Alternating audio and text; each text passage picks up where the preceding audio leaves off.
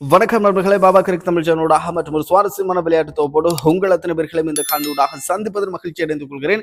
குறிப்பாக நாங்கள் பார்த்தோமாக இருந்தால் இந்த காணொலியிலே உங்களுக்கு தர இருக்கின்ற விளையாட்டு தகவல் என்னன்னு சொன்னால், நேற்றைய தினம் இடம்பெற்ற போட்டி இலங்கை ரசிகர்கள் நாங்கள் சாம்பியன் ட்ரோஃபியை பார்க்க மாட்டோம், அதற்கு பதிலாக தற்பொழுது இன்டர்நேஷனல் மாஸ்டர் லீக் போட்டி இடம்பெற்றுக் கொண்டிருக்கின்றது. அதிலே எங்களுடைய சங்கா மற்றும் பல வீரர்கள் கலக்கி கொண்டிருக்கின்றார்கள். எனவே நாங்கள் அதைத்தான் பார்ப்போம் என்பதாக பார்த்துக் கொண்டிருக்கிறார்கள். நேற்றைய தினம் இடம்பெற்ற போட்டி இலங்கை சவுத் ஆப்பிரிக்கா போட்டி, அருமையான போட்டி, மிகச்சிறப்பான முறையில் இலங்கை அணி துடுப்படுத்தாடி இருந்தார்கள்.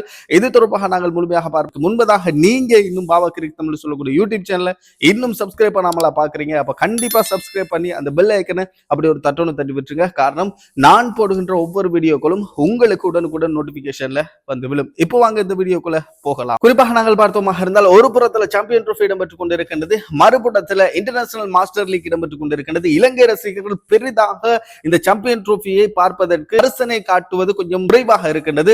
அதே போன்று இலங்கை ரசிகர்கள் மற்றொரு போட்டியினை பார்த்து ரசித்துக் கொண்டிருக்கின்றார்கள். அதுதான் இன்டர்நேஷனல் மாஸ்டர் லீக் 2025, அதாவது முதலாவது தொடர். இந்த தொடர் தற்பொழுது இடம்பெற்றுக் கொண்டிருக்கக்கூடிய நிலையிலே நான்காவது போட்டி, அருமையான போட்டி. இந்த போட்டி இலங்கை சவுத் ஆப்பிரிக்கா அணிகளான போட்டி இடம்பெற்றது, அருமையாக இருந்தது.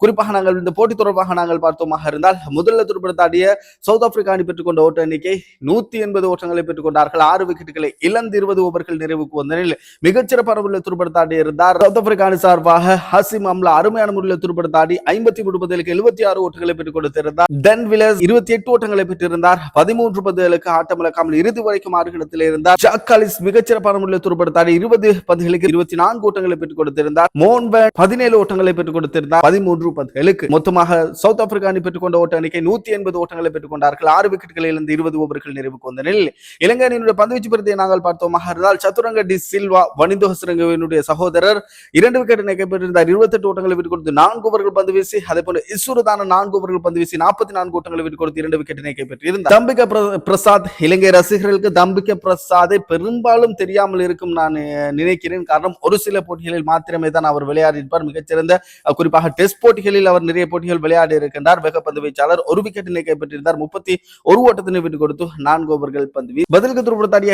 இலங்கை அணி பெற்றுக் கொண்ட ஓட்ட எண்ணிக்கை 183 ஓட்டங்களை பெற்றுக் கொண்டார்கள். 3 விக்கெட்டினை மாத்திரமே இழந்து 17.2 பந்து வீச்சு பிரதில் அருமையான முறையில் துடுப்படுத்தாடி இருந்தார்கள். ஆரம்ப துடுப்பாட்ட வீரராக வந்த குமார் சங்கக்கார், அதே போல் ஒப்புல் தரங்க மிகச்சிறப்பான முறையில் துடுப்படுத்தாடி இருந்தார்கள். இருவர்களும் இணைப்பாட்டமாக 50 ஓட்டத்தினை கட்டியெழுப்பி இருந்தார்கள். அதற்கு அடுத்தபடியாகத்தான் குமார் சங்கக்கார் ஆட்டமிழந்து வெளியேறியிருந்தார். அதுக்கு அடுத்தபடியாக ஒப்புல் தரங்கவும் ஆட்டமிழந்திருந்தார். இலங்கை அணி சார்பாக அதிகபட்ச ஓட்ட எண்ணிக்கையை பெற்றுக் கொடுத்த அசேல குணரத்ன, உங்களுக்கு எல்லாம் தெரியும், அசேல குணரத்ன ஒரு போட்டியில் ஆஸ்திரேலியா அணிக்கு எதிராக என்னமா துடுப்படுத்தாடி அந்த போட்டி தோல்வியடைய இருக்கின்ற அந்த போட்டியே பாதை கிட்டு சேர்ந்து அந்த போட்டியை வெற்றியடைய கூட அவர் ஒரு காரணமாக அமைந்திருந்தார். அந்த அசேல குணவர்த்தனை தான் 33 பந்துகளுக்கு 59 ஓட்டங்களை பெற்றுக் கொடுத்திருந்தார். ஆட்டமிழக்காமல் சந்திக்க ஜெயசிங்க 51 ஓட்டத்தினை பெற்றுக் கொடுத்திருந்தார். ஆட்டமிழக்காமல் 25 பந்துகளுக்கு ஒப்புல் தரங்க 29 ஓட்டங்களை பெற்றுக் கொடுத்திருந்தார். 26 பந்துகளுக்கு குமார் சங்கக்கார 16 ஓட்டங்களை பெற்றுக் கொடுத்திருந்தார். 11 பந்துகளுக்கு அதே போல லஹிரு குமார 13 ஓட்டங்களை பெற்றுக் கொடுத்திருந்தார். 10 பந்துகளுக்கு இந்த போட்டியில இலங்கை அணி 183 ஓட்டங்களை பெற்றிருந்தார்கள். வெறுமனே 17.2 பந்து வீச்சு பிரதியில தான் இலங்கை அணி இந்த போட்டியிலே